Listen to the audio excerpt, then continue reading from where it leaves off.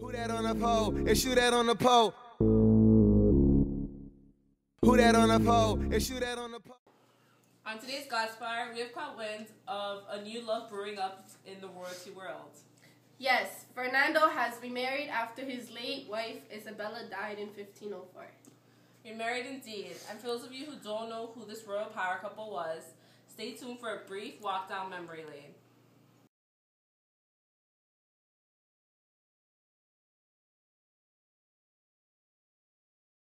Do you get midnight munchies? Then breakfast oatmeal cookies are right for you.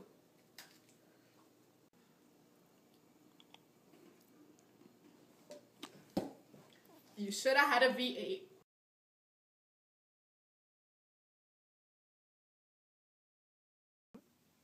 And we are back. Before the break, we are speaking about the remarriage of Ferdinand only a year after lovely Isabella's death. Here's a little bit of history on them. Isabella of Castile and Ferdinand II of Aragon were married in 1469 at the beautiful Palacio de los Viveno de Valladolid, Alta. Medley, bringing together both of their kingdoms. Really? Yeah, well, that's my favorite part.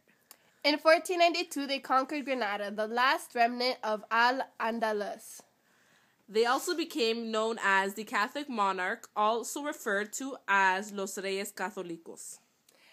Isabella succeeded her brother as Queen of Castile, and Ferdinand II became King of Castile in 1474, or in France terms, Jour ou Quaris.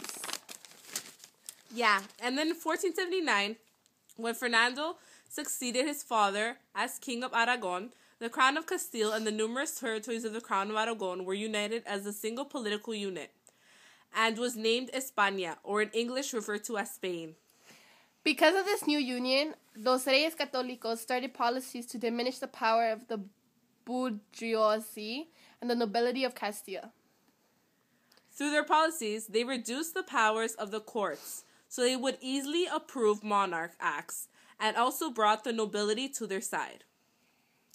In 1504, when Isabella I died, her daughter Juana I, also known as La Loca, which means crazy. You know what that reminds me of, Kim?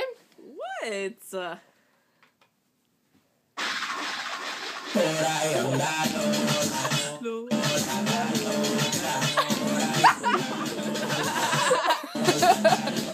Anyways, yeah, she became queen by name, and her husband Felipe I ruled as king by authority.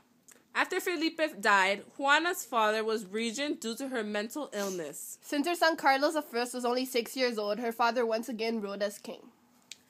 In 1516, when Fernando died, Carlos I was named after King of Castile and was named King of Castile and Aragon